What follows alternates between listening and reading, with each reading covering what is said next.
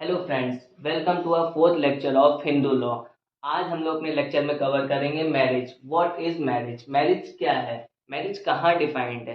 Marriage आपका Hindu marriage act 1955 में defined है।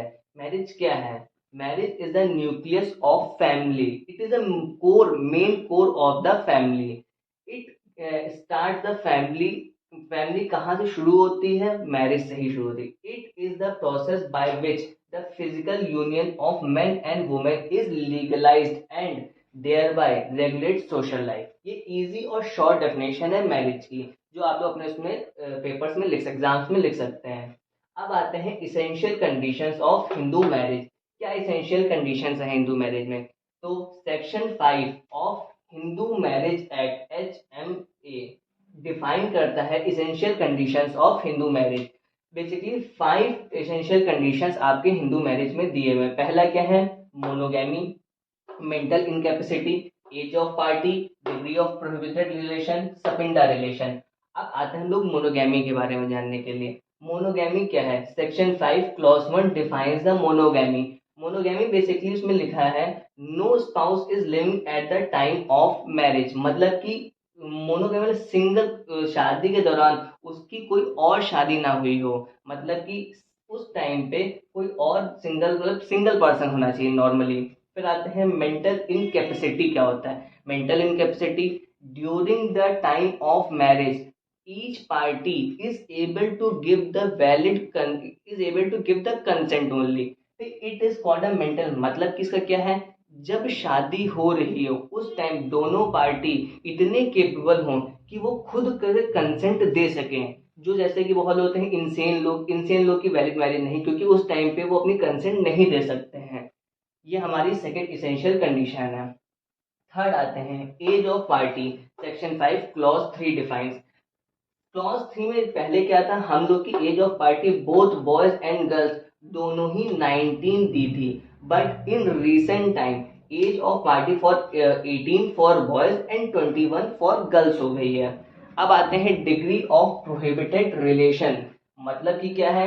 डिग्री ऑफ प्रोहिबिटेड रिलेशन का मतलब है जो आपकी शादी हुई है वो कस्टम्स और यूसेज के थ्रू होनी चाहिए, नहीं तो वो डिग्री ऑफ प्रोहिबिटेड रिलेशन के अंडर में आएगी। मतलब कि आपकी शादी किसी भी कस्टम, चाहे जो भी आपके यहाँ कस्टम फॉलो किया गया उसी कस्टम से होनी चाहिए, नहीं तो वो आपका क्या नाम है, marriage degree of prohibited relation के अंडर में वॉइड मानी जाएगी। फिर आते हैं सपिंडा रिलेशन। सपिंडा रिलेशन क्या है? सपिंडा रिलेशन बेसिकली मतलब क्या है? सपिंडा रिलेशन आपका डिफाइंड है। सपिंडा रिलेशन के बारे में सेक्शन 5 क्लॉज 5 बताता है। और ये सपिंडा रिलेशन सेक्शन 3 क्लॉज 7 में डिफाइंड है। सपिंडा का मतलब क्या होता है? 3 generation from mother and 5 generation from father. मतलब कि क्या 3 जनरेशन और 5 जनरेशन? मतलब ये है जैसे कि ये एक एक्स पर्सन है, ठीक, उसका क्या है? ये मदर है, ये मदर है और ये फादर है।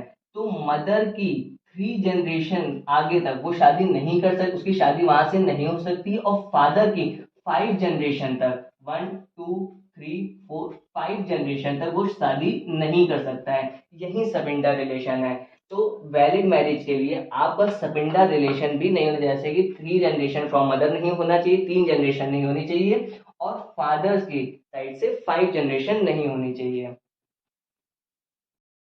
अब हम लोग चलते हैं अपनी कुछ एडिशनल कंडीशंस पे, जो कि एडिशनल कंडीशंस आपका सेक्शन 7 डिफाइन करता है। उससे पहले हम लोग जानते हैं काइंड्स ऑफ मैरिज। कौन कौन सी काइंड्स ऑफ मैरिज होती हैं? बेसिकली 3 काइंड्स ऑफ मैरिज होती हैं। पहले शास्त्रिक marriage, customary marriage and statutory marriage. शास्त्रिक मैरिज वो होती हैं जो आपके शास्त्रों के द्वारा, मतलब कि थोड़ा सा रिचुअल्स एक शास्त्रों के द्वारा जो परफॉर्म की गई हो मैरिज, उसको हम लोग शास्त्रिक मैरिज कहते हैं। कस्टमरी मैरिज, जो मैरिज आपकी कस्टम्स और यूसेज, मतलब कि अभी बहुत पुरानी रीति रिवाज चले आ रहे हैं, उन रीति रिवाजों से आपकी मैरिज पूरी हुई, उसको हम लोग कस्टमरी मैरिज कहते हैं। थर्ड काइंड ऑफ मैरिज होती है स्टैट्यूटरी मैरिज। स्टैट्यूटरी मैरिज होती है एज पर हिंदू मैरिज एक्ट, आपकी सेक्शन 8 में जो मैरिज रजिस्टर्ड है उसको हम लोग कहते हैं स्टैट्यूटरी मैरिज कहते हैं। उसके बाद हम लोग पढ़ते हैं no marriage is valid marriage without the certain formalities. अरे फॉर्मेलिटीज कहाँ डिफाइंड है? कौन कौन सी सेरेमनी या फिर फॉर्मेलिटी होनी चाहिए for a valid marriage? Section 7 आपका ये सर्टेन सेरेमनीज को डिफाइन करता है। कौन कौन सी? जैसे कि है कन्यादान हो गया, सप्तपदी हो गया, गणपति पूजा हो गया, नंद देवता पूजा हो गया, ग्रह योजना हो गया। अब ये होता क्या है, बेसिकली सारी की सारी परफॉर्म करना जरूरी नहीं है, पर दो जो सबसे मोस्ट इम्पोर्टेंट जो कि फॉलो की जाती है और परफॉर्म की जाती है ज्यादा से ज्यादा, वो आपकी क्या है, कन्यादान एंड सप्तपदी। कन्यादान का मतलब है कन्या प्लस दान, मतलब कि गर्ल गिफ्ट। जब फादर अपनी बेटी का हाथ ब्राइडग्रूम के हाथ में देता है या फिर हस्बैंड के उसके हाथ में देता है, उसको हम लोग कहते हैं कन्यादान। फिर आते हैं saptapadi. Saptapadi means taking a 7 steps around the sacred fire, मतलब जब हम लोग 7 फेरे लेते हैं उसको ही हम लोग सप्तपदी कहते हैं। फिर आते हैं कुछ जो कि मतलब की सेरेमनीज है जो कि हर जगह नहीं फॉलो की जाती, पर हाँ बहुत लोग फॉलो करते हैं, जैसे कि गणपति पूजा, नंद देवता, ग्रह यजना एक्सेट्रा। बहुत सारी ऐसी ही सेरेमनीज हैं जो कि फॉलो की जाती है अपने इंडिया में। अब आप लोग लॉ पढ़ रहे हैं, लॉ स्टूडेंट हैं, हिंदू लॉ पढ़ रहे हैं, तो कोई ना कोई आपको केस जरूरी मेंशन करना है। तो आपका एक केस आता है गुली शौर्या राज वर्सेस भंडारू पवानी 2009 का केस। इस केस में क्या हुआ था, इस केस में हस्बैंड और वाइफ थे। हस्बैंड था क्रिश्चियन, वाइफ थी हिंदू, और जो शादी हुई थी उनको क्रिश्चियन रीति रिवाज से हुई थी। बट हस्बैंड उसको रजिस्टर कराना चाहता था एज पर Hindu marriage act. Hindu marriage act के अंडर में वो शादी को रजिस्टर कराना चाहता था। तो कोर्ट ने ये हेल्ड किया था कि वो शादी एज पर हिंदू मैरिज एक्ट नहीं रजिस्टर किया था। क्यों? क्योंकि वो हिंदू कस्टम्स या फिर हिंदू रीति सेरेमनीज के थ्रू वो नहीं पूरी हुई थी। उसको अंडर स्पेशल मैरिज एक्ट के थ्रू हम लोग रजिस्टर करा सकते हैं। तो यहाँ पे उस मैरिज को एज पर हिंदू मैरिज एक्ट कोर्ट ने उसको वॉइड कर दिया था कि वो हिंदू उसमें नहीं वो करा सकते, हिंदू मैरिज एक्ट में रजिस्टर नहीं कराते। ये आपका एक केस है, इंपॉर्टेंट केस, जो आप लोग भी डाल सकते हैं। तो अभी तक हम लोग अपने लेक्चर में मैरिज के बारे में क्या कॉन्सेप्ट पूरा क्लियर है। पहली बात, मैरिज क्या होता है बताया। फिर कुछ इसेंशियल कंडीशंस मैरिज के होते हैं, 5 इसेंशियल कंडीशन जो सेक्शन 5 में आपका डिफाइंड है।